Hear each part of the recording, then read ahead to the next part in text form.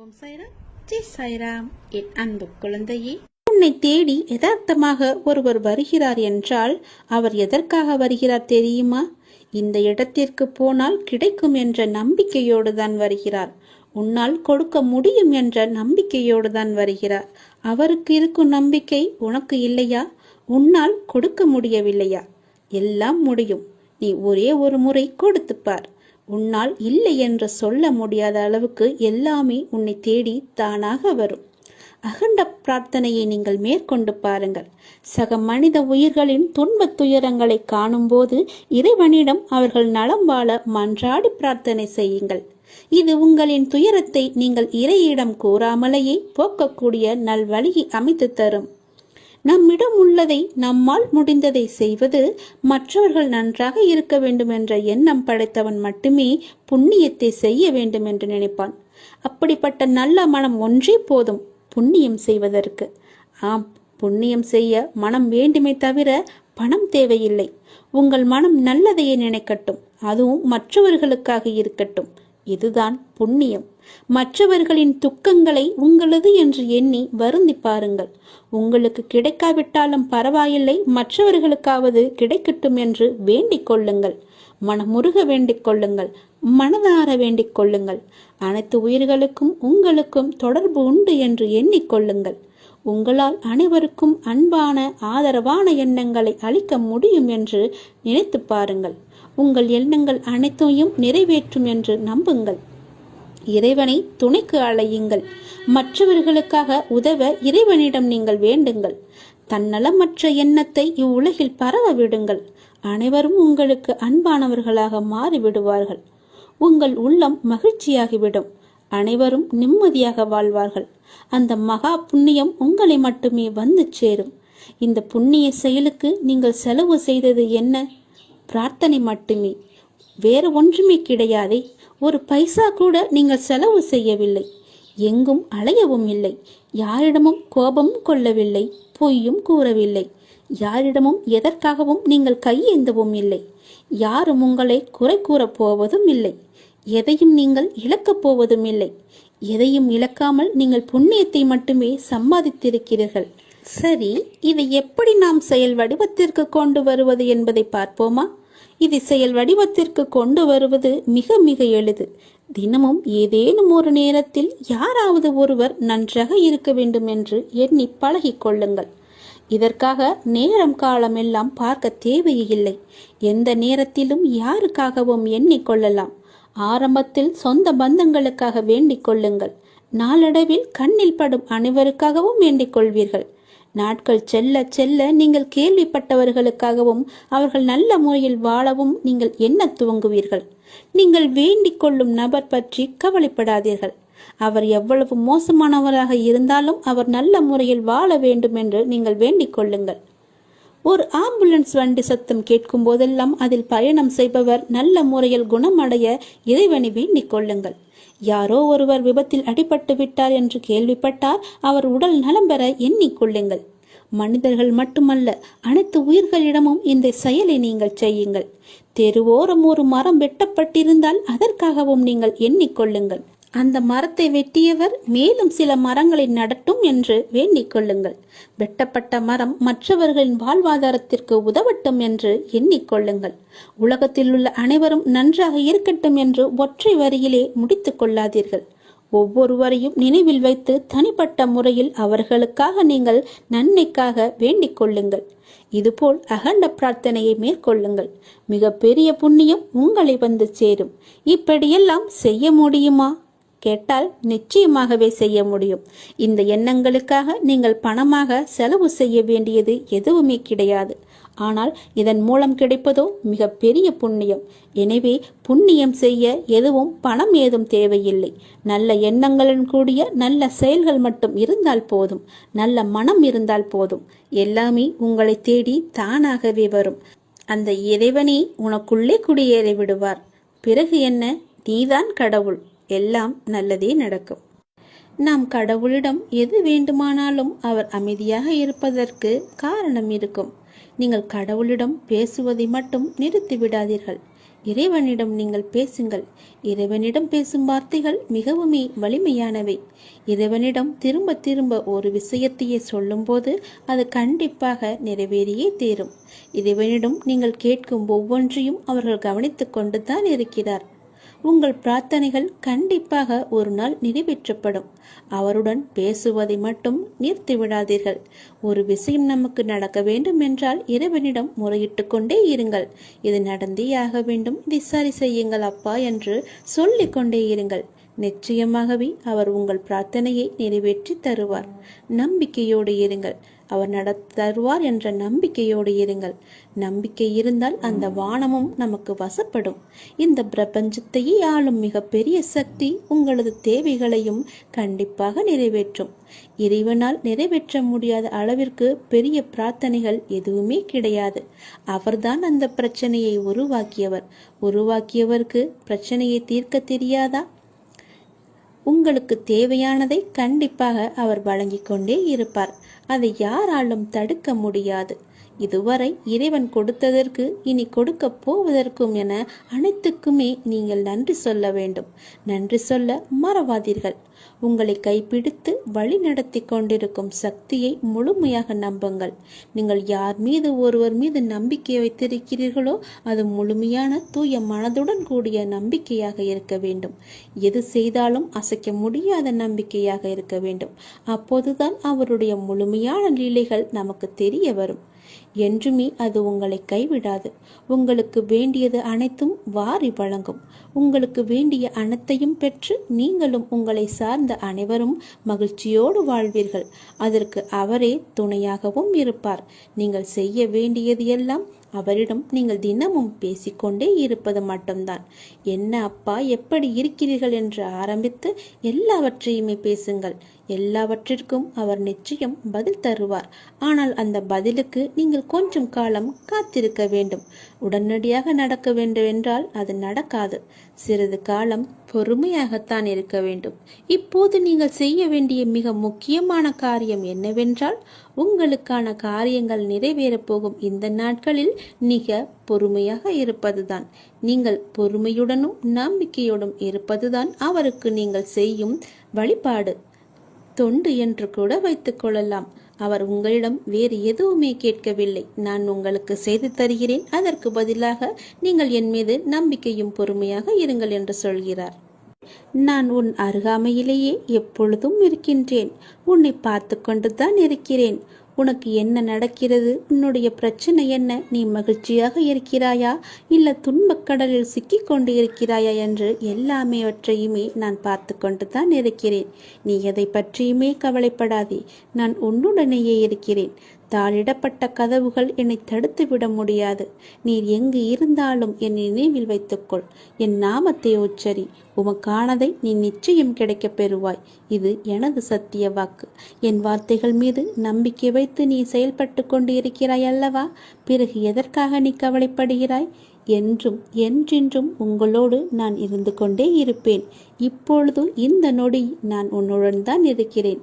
நீ எங்கு வேண்டுமானாலும் பார். என் ரூபத்தை நீ காணலாம். உனக்கு நல்லது நடந்து கொண்டே இருக்க போகிறது. எனது அருளும் ஆசையில் யாரும் ஒன்றுதான். எனது பக்தர்களை பிரித்து பார்க்காதவன் நான். நம்பிக்கை பொறுமையுடன் அமைதி காத்து கொண்டிரு. என் பக்தனுக்கு எல்லாமே சாத்தியமாகும். நல்லதே நடக்கும். எனது அன்பு குழந்தையே, நீங்கள் கடந்து வரும் பயணத்தில் கடைசி நிமிடத்திலும் பொறுமையையும் புத்திசாலித்தனமும் தைரியமும் இருந்தால் எப்படிப்பட்ட துன்பத்தையும் எளிதாக நீங்கள் கடந்து விடலாம். காலச்சக்கரமானது சுழன்று கொண்டே இருக்கிறது. ஒவ்வொரு திருப்பத்திலும் வாழ்க்கையின் போக்கை மாற்றுகிறது. பருவங்கள் குளிர்காலத்துடன் முடிவடையாது. வசந்தம் துளிர்விடும் சிறப்புடன் திரும்புகிறது. சுழலும் சக்கரம் மேலும் கீழும் அசைவது போல ஒரு நீண்ட இரவுக்கு பின் அழகான ஒரு வெளிச்சம் வருவது போல ஒரு பிரகாசமான ஒளி உதயமாகும் இல்லவா? அது போலத்தான் உங்களுடைய இன்பங்களும் துன்பங்களும் நம்மை தவிர்க்க முடியாமல் பின்தொடர்ந்து கொண்டிருக்கின்றன. இவை எல்லாமே உன்னுடைய முன்ஜென்ம கர்மாக்கள். ஆனால் தொந்தரவு இல்லாமல் இருப்பது வாழ்க்கையின் முக்கியத்துவம். உண்மையை அறிந்து கொள்ளுங்கள். எதுவாக இருந்தாலும் அப்பாவின் பாதங்களை நீங்கள் சரணடைந்து விடுங்கள். அவருடைய பாதங்களை நீங்கள் பற்றி கொள்ளுங்கள். சதா காலமும் அவருடைய நாமத்தை நீங்கள் ஜபித்து கொண்டே இருங்கள். உங்களுக்கு வேறு எந்த பிரச்சனையும் வராது, எந்த கஷ்டமும் உங்களை நெருங்காது. காலம் கடந்தும் ஆட்சி செய்யும் இறைவனின் முழுமையை நீங்கள் அடைய முற்பட வேண்டும். அப்போதுதான் உங்களுக்கு வந்த கஷ்டங்கள் எல்லாம், துன்பங்கள் எல்லாம் காணாமல் போய் நிம்மதி கிடைக்கும், மகிழ்ச்சி நிலைத்து நிற்கும். அவருடைய நாமத்தை நேரம் கிடைக்கும் போதெல்லாம் ஜபித்து கொண்டே இருங்கள். உன்னுடைய முன் ஜென்ம கர்மாக்களை எல்லாம் அழிப்பதற்கு என்னுடைய நாமம் ஒன்றே, என்னுடைய திரு நாமம் ஒன்றே உனக்கு சிறப்பான மருந்தாக இருக்கும். வந்த இடம் தெரியாமல் ஓடுவதற்கு, உன்னுடைய கர்மா வந்த இடம் தெரியாமல் ஓடுவதற்கு என்னுடைய நாமத்தை நீ ஜபித்து கொண்டே இரு. இடைவிடாது ஜபித்து கொண்டே இரு. விரைவாகவே உனக்கு ஒரு நல்ல செய்தியை நான் உனக்கு செவி வழியாக கொடுக்க போகிறேன். அதை கேட்டதும் எனக்காக ஒரே ஒரு தீபம் ஏற்று. உன்னுடைய வீட்டில் வானளவில் உள்ள ஆழம்தான் இந்த உலகம். இந்த மேகங்கள் போலத்தான் வாழ்க்கையும். அதில் வாழ்க்கையை நெறிகளுடன் கூடிய வாழ்க்கையாய் பார்த்து வாழ்பவர்கள் மிக குறைவு. என் பிள்ளைகளுக்கு முதலில் நான் பயிற்றுவிப்பது ஒழுக்கமும் நேர்மறையான எண்ணங்களும் தான். அதில்தான் நீ இப்போது இருக்கிறாய். பயிற்சி நடக்கும்போது சில போராட்டங்கள், குழப்பங்கள் எல்லாம் நிகழும். அதை பார்த்து நீ பயப்படாதே. உனக்கு இது நல்லதா கெட்டதா என குழம்பி முடிவுகள் எடுக்க முடியாமல் போகும் தருணம் கூட வரலாம். அப்பொழுதும் நீ பயப்படாதே.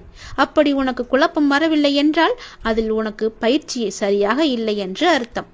பயிற்சியில் தோல்விகள், வெற்றிகள் என இரு முறைகள் இருக்கின்றன. அதில் நீ வெற்றிக்காக போராடு. தோல்வி ஏற்படுகிறது என்றால் உன்னுடைய அப்பா உனக்காக பெரிய வெற்றியை வைத்திருக்கிறேன் என்று எண்ணி உன் மனதை நீ சாந்தப்படுத்திக்கொள். தோல்வி எதிர்நோக்குபவர்கள் சாதனையாளர்கள் என்பதை மனதில் வைத்து என்மேல் நம்பிக்கை வைத்து பொறுமையுடன் காத்து கொண்டிரு. விரைவாகவே நீ கேட்ட நல்ல செய்தியை நான் உனக்கு கொடுக்க போகிறேன்.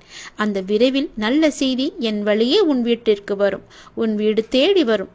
கவலையே படாதே. இனி நீ மகிழ்ச்சியாக இருப்பாய். அந்த செய்தி உன் செவி வந்து சேரும் நேரம் எனக்காக உன் வீட்டில் ஒரே ஒரு தீபம் ஏற்று. உன் தீபத்தின் வழியாக நான் உனக்கு காட்சி தருவேன். உன்னை சுற்றி பார்க்கும் இடமெல்லாம் நானே காட்சி தருவேன். எங்கு பார்த்தாலும் என்னுடைய ரூபமே உனக்கு தெரியும். அதிலிருந்தே நீ தெரிந்து கொள். எனக்கு அப்பனின் அருள் இருக்கிறது என்றும் அப்பன் சொன்னபடியே எல்லாம் நடக்கும் என்றும் உன் மனதை நீ தைரியமாக வைத்துக்கொள், சந்தோஷமாக வைத்துக்கொள். நீ கேட்ட நல்ல செய்திக்கான முதல் அறிகுறி என்னுடைய காட்சிதான். ஒளியின் ரூபமாக நான் உன் வீட்டிற்கு வருவேன். வந்து உனக்கு காட்சி தருவேன். நீ எங்கு பார்த்தாலும் நான் உன் வீட்டில் முழுவதுமாக இருப்பேன். அப்பொழுது தெரிந்து கொள்ளலாம். நான் கேட்ட நல்ல செய்தியை கொடுக்க என் அப்பா தயாராக இருக்கிறார். அதை பெறுவதற்கு நான் தயாராக இருக்க வேண்டும் என்ற ஆர்வத்தோடு இரு, மகிழ்ச்சியோடு இரு. எல்லாம் எனக்கு தெரியும். நான் பார்த்துக் கொள்கிறேன். உனக்கானது உன்னிடத்தில் விரைவாகவே வந்து சேரும். அந்த செய்தி வந்து சேரும் நேரம் அதை மட்டும் மறந்து விடாதே. ஒரே ஒரு தீபம் ஏற்று. அப்பிறகு பார் உன் வாழ்வு எப்படி இருக்கும் என்று. மிக மகிழ்ச்சியாக, ஒளிமயமாக உன் வாழ்வும் இனிக்கும், உன் வீடும் ஜொலிக்கும். நம்மை நாமே பெரிதாக எண்ணிக்கொண்டு அகந்தை கொள்வது கூடாது. சாதாரணமானவர்களாக நம்மை கருதும் போதுதான் நம்மிடம் கருணையும் பணிவும் நல்ல சிந்தனையும் வெளிப்படத் தொடங்கும். எல்லா ஆற்றல்களும் மனிதனுக்கு இயல்பிலேயே இருக்கின்றன. ஆன்மீகத்தின் உதவியால் தடைகளை போக்கி நாம் நிறைநிலையை அடைய வேண்டும். ஆன்மீகத்தின் உதவியால் தீயவர்கள் கூட மகானாக முடியும். இந்த உலகம் இறைவனுக்கு சொந்தமானது. உலக பொருட்களில் எல்லாம் அவரே இருக்கின்றார். இந்த கோணத்தில் பார்க்க தொடங்கிவிட்டால் நம் மனம் உயர்வு பெறும். இங்கொன்றும் அங்கொன்றுமாக நுனிப்புள் மேய்வது போல ஒருபோதும் மேயக்கூடாது. வெற்றி பெறவும் முடியாது நம்மால்.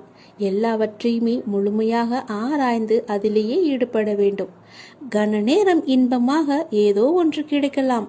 ஆனால் அத்துடன் எல்லாம் முடிந்துவிடும். நம்முடைய இன்பமானது தொடர்ந்து நிலைத்து இருக்கும்படி செய்ய வேண்டும். ஒவ்வொரு நேர்மையான செயலும் அதற்குரிய வெகுமதி தர காத்து கொண்டிருக்கிறது. உணர்ச்சி வசப்பட்டால் முடிவெடுக்க முடியாமல் தடுமாற நேரிடும். உணர்ச்சி வசப்பட்டால் எல்லாமே ஒரு நொடியிலே மாறிவிடும். அதனால் எது செய்தாலும் பொறுமையாக, நிதானமாக யோசித்து செய்யுங்கள். கடந்ததை பற்றி வருந்தவோ, வருவது பற்றி கற்பனை செய்யவோ வேண்டாம். முயற்சிக்குரிய பலன் ஒருவனுக்கு நிச்சயம் கிடைத்தே தீரும். எதை கண்டுமே நீங்கள் எரிச்சல் படாதீர்கள். எல்லாவற்றையுமே நீங்கள் ஒரு அனுபவ பாடமாக எடுத்துக்கொள்ளுங்கள். நமக்கு எது நடந்தாலும் இது ஒரு அனுபவம் என்று எண்ணிக்கொள்ளுங்கள். மனசாட்சிக்கு கட்டுப்பட்டு நடந்தால் உங்களுடைய வாழ்வு நலம் பெறும். மனம் என்பது கடவுளின் கையில் ஒரு கருவியாக இருக்க வேண்டும். கடவுள் விரும்பும் வழிபாடு உழைப்பு ஒன்றுதான். அவருடைய விருப்பத்தை நாம் பூர்த்தி செய்ய வேண்டும். கடவுள் நம்பிக்கை ஒன்றே மனிதனுக்கு உண்மையான உதவி. கடவுளின் விருப்பப்படி நடக்கட்டும் என எல்லாவற்றையுமே விட்டுவிடுங்கள். உங்கள் தலைகளில் நீங்கள் பாரத்தை ஏற்றுக்கொள்ளாதீர்கள். உங்களுக்கு இன்று நடப்பது எல்லாமே அவருடைய விருப்பப்படிதான் நடக்கின்றது. அவர் விரும்பாமல் எதுவும் உங்களுக்கு நடக்காது. அதனால் அவர் விருப்பப்படி வருவதை அவருடைய போக்கிலேயே விட்டுவிடுங்கள். கடவுளிடம் எல்லாம் நன்றாக இருக்க வேண்டும் என்று பிரார்த்தனை செய்யுங்கள். எல்லாம் உங்கள் இஷ்டப்படியே நடக்கட்டும் என்று அவரிடம் விட்டுவிடுங்கள். நீங்கள் எது செய்தாலும் எனக்கு நன்மையாக மட்டும்தான் இருக்கும் என்று அவர் மீது நீங்கள் நம்பிக்கை கொள்ளுங்கள். மற்ற எல்லாவற்றையும் அவரே பார்த்து கொள்வார். நீங்கள் பயமின்றி நிம்மதியாக கவலைப்படாமல் சந்தோஷமாகவே இருக்கலாம். உனக்கு உள்ள பிரச்சனைகளை பற்றி எனக்கு தெரியாது என்று நினைத்து கொண்டிருக்கிறாய். உன்னுடைய பிரச்சனை என்ன, எப்படி வந்தது, எதனால் வந்தது என எல்லாமே எனக்கு தெரியும். உன் பிரச்சனைகளை நினைத்து நினைத்து உன் வாழ்நாளில் இருக்கும் நிம்மதியை இழந்து நீ தவித்து கொண்டிருக்கிறாய். உன் மனதை ரணப்படுத்தி கொண்டு எரிச்சல் பட்டு வாழ்க்கையையே ரணமாக்கி வைத்திருக்கிறாய். அதை எப்படி சரி செய்வது என்று தெரியாமல் இருண்ட காட்டில் நுழைந்தது போல திக்கிட்டு இருக்கிறாய். இதனால் வாழும் வாழ்க்கையே உனக்கு நரகமாக தோன்றுகிறது. ஒரு விஷயம் உனக்கு பிடிக்கவில்லை என்றால் அதை நீ விட்டுவிடு. விரும்பாமல் ஏற்றுக்கொள்வது சரியல்ல. உனக்கு நீயே செய்யும் தீமை. உனக்கு நீயே வேஷம் போடுகிறாய் என்ற அர்த்தம். உனக்கு அது நிம்மதி தராது. மற்றவர்களுக்கும் நிம்மதி இல்லாத சூழலை உருவாக்கும். அதை விட்டு நகன்று விடுவதுதான் சிறந்தது உனக்கு. அமைதியாய் போவதில் தவறு இல்லை. ஆனால் அந்த அமைதியை ஏற்க முடியாமல் சில பேர் இருப்பார்கள். காரணம், உன்னிடம் பேசி பழகிவிட்டார்கள். அவர்களுக்கு அது ஏற்றுக்கொள்ளக்கூடியதாக இருக்காது. அவர்கள் செய்யும் சில விஷயங்கள் வருத்தத்தை ஏற்படுத்தியது என்றால் மனம் வருந்தாமல் அமைதியாக நீ விலகிவிடு. அவர்களுக்கு நீ விட்டு சென்றதாக தோன்றும். உண்மையான காரணத்தை அவர்களுக்கு நீ உணர்த்த வேண்டும் என்று அழையாதே. உன்னை புரிந்தவர்களாக இருந்தால் அது அவர்களுக்கு தெரியும். அவர்கள் செய்த தவறு என்ன, எதற்காக நீ அமைதியாக இருக்கிறாய் என்று. இதையெல்லாம் ஒரு விஷயமாக எடுத்துக்கொண்டு நீ கலங்காதே. அதை மற்றவர்களிடம் கோபமாய் வெளிப்படுத்துகிறாய். அப்படி அவர்கள் என்ன செய்தார்கள்? கோபத்தையும் எரிச்சலையும் விடு. உன்னை காயப்படுத்தினது நியாயமில்லைதான். அதற்காக அந்த கோபத்தை மற்றவர்களிடம் காண்பிப்பது மிகவும் தவறு. நிம்மதியுடனும் சந்தோஷத்துடனும் வாழ அதற்கான எல்லா முயற்சியிலும் உன்னை நான் ஈடுபடுத்தி செய்ய வைப்பேன். நானே துணை நின்று உன்னை காப்பேன். நீங்கள் வாழ பிறந்திருக்கிறீர்கள். வாழ்வை அனுபவித்து வாழ வேண்டும்.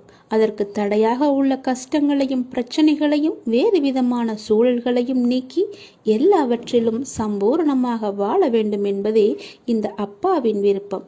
அப்பாவின் விருப்பம் உங்கள் வாழ்க்கையில் நடைமுறைக்கு வர வேண்டும் என்றால் அப்பா உங்கள் மனதில் இருக்க வேண்டும்.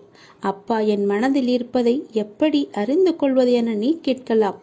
எந்த மனதில் அமைதியும் சாந்தமும் நிலவுகிறதோ, எந்த மனம் எப்போதும் அன்பினால் நெகிழ்கிறதோ, எந்த மனம் எப்பொழுதும் பொறுமை காக்கின்றதோ, எந்த மனம் அனைத்தையும் சகித்து கொண்டு போகிறதோ அந்த மனதில்தான் அப்பா முழுமையாக இருக்கிறார். சில நேரங்களில் கஷ்டம் கலங்கச் செய்யும், வேதனை திகைக்க வைக்கும், பிரச்சனைகள் மூழ்கடிப்பது போல தெரியும். ஆனால் திகைக்கக்கூடாது. எதையும் முன் ஜென்மத்து வினை என எடுத்துக்கொண்டு இனி வரும் நாட்களில் நாம் நன்றாக இருப்பதற்காக இந்த நிலையை அப்பா தருகிறார் என ஏற்றுக்கொள்ள வேண்டும். மனநிலை மற்றும் மாறுதல்களுக்கு மௌன சாட்சியாக இருப்பவன் இறைவன். அப்பா எனக்கு எதையும் செய்யவில்லை என கதறி அழுத நாட்கள் உண்டு. அழுத நாட்கள் எல்லாமே முடிந்து போகும். ஆனந்தமான காலம் உங்களுக்காக காத்திருக்கிறது. மரம் இலைகளை உதிர்க்க ஆரம்பித்து மொட்டையாகி நின்றால் மரம் பட்டு விட்டது என நாம் கதறுவது கிடையாதே. இது இலையுதிர்காலம், இனி வசந்த காலம் வரும் என்பதை நினைத்து நாம் காத்திருப்போம் இல்லையா? அப்படியேதான் உங்களுடைய வாழ்க்கையும். இந்த துன்ப நாட்கள் எல்லாமே முடிவுக்கு வரும். முடிவுக்கு வந்து உங்களுக்கு இன்பம் சேரப்போகிறது. அன்றைக்கு நீங்கள் தகுதியாக இருப்பதற்கு இந்த கஷ்டம் என்ற பயிற்சி உங்களுக்கு அளிக்கப்படுகிறது. அப்பா எப்படி முழுமையானவரோ அப்படியே நீங்கள் முழுமையான தன்மை உடையவர்கள். அவரே முழுமையை நோக்கி உங்களை அழைத்து செல்வார். எதை பற்றியுமே நீ கவலைப்படாதே. உன்னோடு நான் எப்போதுமே இருப்பேன். உன் பிரச்சனைகளை நான் தீர்த்து வைக்கிறேன்.